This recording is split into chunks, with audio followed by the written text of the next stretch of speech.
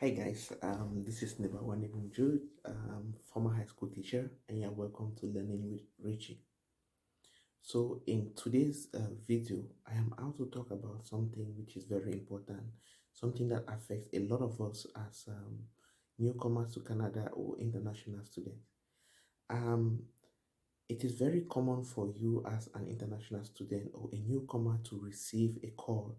Like you kind of like get a phone call from a strange number that you don't even recognize, and the person introduces themselves as some as a government employee, somebody who's working for Immigration, Refugee, and Citizenship Canada, and you hear that person kind of like saying like, we have kind of like found out that maybe you don't have the right papers, or we have found like something, a parcel has been sent to you, and we have realized that there's something in the parcel which is maybe something that is banned, and you're kind of like trying to traffic certain things in Canada, and for that reason you have to respond to them as fast as possible. If not, there is kind of like a removal order that has been placed on your head. These calls, kind of like sharing from my personal experience, I receive these calls, maybe like more than four of these calls every week. And I know like this is what many of us, many newcomers to Canada, this is what we experience, both international students and newcomers. Because like when these calls come in, sometimes like maybe like being in a country, maybe like some a place that is new, it can sometimes be very scary. So these people will kind of like scare you on phone. And what happens is like some people, because they don't know that they are protected as immigrants or as newcomers to Canada, they begin to panic. Some of them will furnish these will furnish those scammers with the information that they need, and end up losing huge sums of money, or they steal their information and use it for unorthodox reasons that nobody knows. So like um one thing that I just want to advise you as kind of like a piece of advice for any newcomer or an international student who is in Canada is like, these calls are very common, and the government is really doing its best. It's struggling very hard to kind of like fight these scammers, but they are developing new strategies every day. So it is very common to sit and get those calls, and then you see them pose as government officials, and they begin to tell you those stories. Sometimes they'll be asking you to make a certain payment, that if you don't make that payment, you're going to be repatriated, um, to provide maybe a SIN number, that's your social security number, or to provide a bank account number and stuff like that.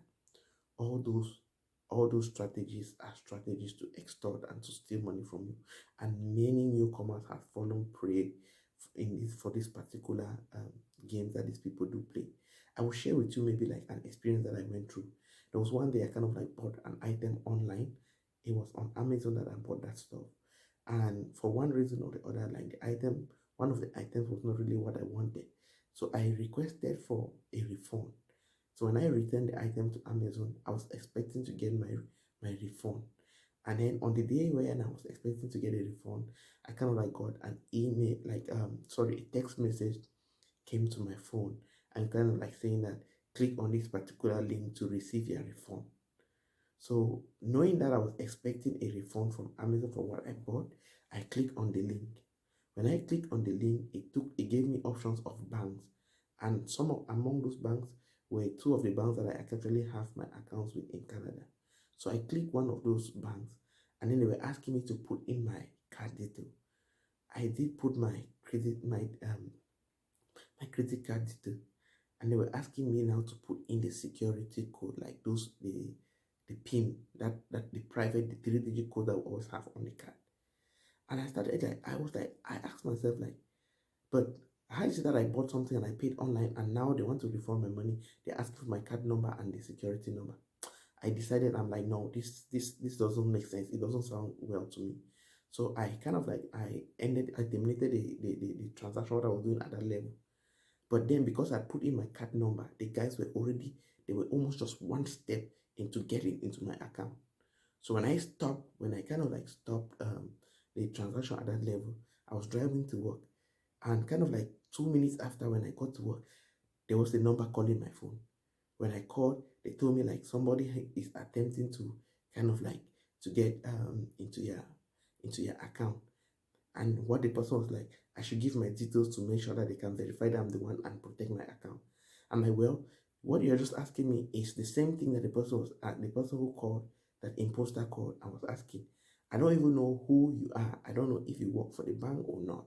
And I'm not kind of like, I will not take the chance to provide my details to you on phone. I would prefer to go to your bank maybe the next business day and kind of like talk to an agent in that bank. That is how I was able to like save myself from this scam. If I had put in those 3 digits, they would have swept everything that I had in my account. So when I did that, I kind of like called my bank immediately and I told them to block all my accounts, and that was done. And then the next day I went to the bank in person and I had to change all my details, the credit card and stuff, all the accounts were changed. And for sure, it was a scam. So as a newcomer, you will face these challenges a lot. If you have not already faced them, you will face them a lot. You will hear somebody send a call to you and saying that you have to provide a SIM number. Do not provide that thing. Another way that they want to scam you is to send you text messages and ask you to click, just like my own experience. Sometimes they'll say you have won, maybe you bought something and you have won a prize or something, and they'll like click here to receive your prize or receive your gift. Do not click on those things. When you click there, they will prompt you and they'll be able to like collect some information about you. And they will use your information, maybe they'll sell the information, they'll use it for some reasons that you don't understand. Worst case scenario, they will be able to get hold of your financial data and other stuff, and um and they'll use that negatively. I'm sure there should be many people who have kind of like suffered losses in the hands of these scammers. Just another clarification to make, like, as an international student or as a newcomer in Canada, you are protected. You have rights and obligations. Just like any other person who is living in another country, you are protected. And when some of those calls come in, you don't need to panic. Like, one thing you have to understand is like IRCC will not, that's Immigration and Refugee Canada, will not call you even if something is wrong with maybe your documentation or whatever. They will not call you and threaten you on phone. They will not call you and be asking you for details on phone. The way the IRCC communicates with people, they communicate by email, and most of their emails are sent in brown envelopes. So those emails are sent to your private address, and if there's any worry in it, it will be tailored and sent to you by email. That is the way that they communicate. And then the only way sometimes when they will ask your information is maybe when you call the IRCC and you want to get certain information from them and they want to authenticate that it is you. That is where maybe they might ask for your SIN number, they might ask for some financial details. But then the call is not made by them. It must have been made by you, maybe because you are requesting some information from them or stuff like that. They will never reach out to you first on phone, talk less of threatening you, of kind of like maybe putting a withdrawal order on your head and saying that they've kind of like found contraband stuff that, oh, from items that have been sent to you and stuff like that. So whenever you receive some of those calls, just ignore them. Another way to look at to react maybe when you have some of these calls is to you can ask the person to give you a name, to give ask the person to give you his or her full names, because any agent who works with the federal government or with the government will always provide, they will announce their name and their position before they start any conversation with you. So if that person is able to provide a name, fine. And do not make that mistake, like maybe you kind of like have a location app on your phone, because sometimes some of these scammers are very smart. They will kind of like disguise their account numbers and put there, and if you try to use a location, it might be like giving you some details about maybe somebody that seems to be a real person, like doing that job somewhere, which is not true. So you just have to be careful the way you like respond to these people and their action. So if you kind of like receive some of these calls from these people, what can you do? So the first thing you need to do is, like I said, ask the person his or her name, and like if you ask the person his or her name, you might be able like to know if it's a real person or not.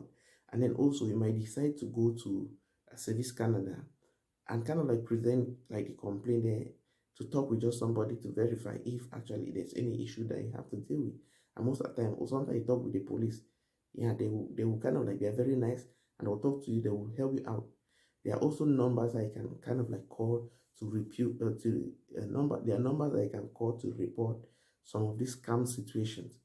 So you can kind of like use those numbers to call, and make sure never you send your SIN number to somebody, never you give your account details to somebody for whatever reason that you don't understand. It's always better to like save those things and maybe like verify them than to just hurry over things and give stuff like that. So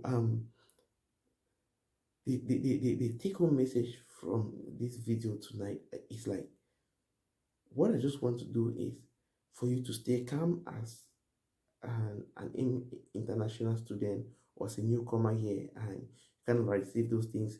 Do not worry yourself, like do not kind of like fear, or don't be scared that there is kind of like a withdrawal order on your head. All those calls that are coming in are made by scammers, and you have to be careful to make sure you protect your resources and stuff so that they don't get into the hands of these guys. So if you've kind of like experienced some of these calls with these guys, I would like you to share your experience with us in the comment section, and maybe how you kind of like dealt with it, what was the nature of the situation, and stuff like that. So if you kind of like really get experiences, it will be welcome. And if you also have ways that we can better deal with some of these situations, I think you can kind of like put in the comment section so we can share with those who need this information. So thank you very much for watching this video, and if you are new to this channel, please do click the notification button, subscribe to this channel, so that whenever I upload content, you will kind of like be informed of kind of a new video. And I want to thank you again once more for always being here.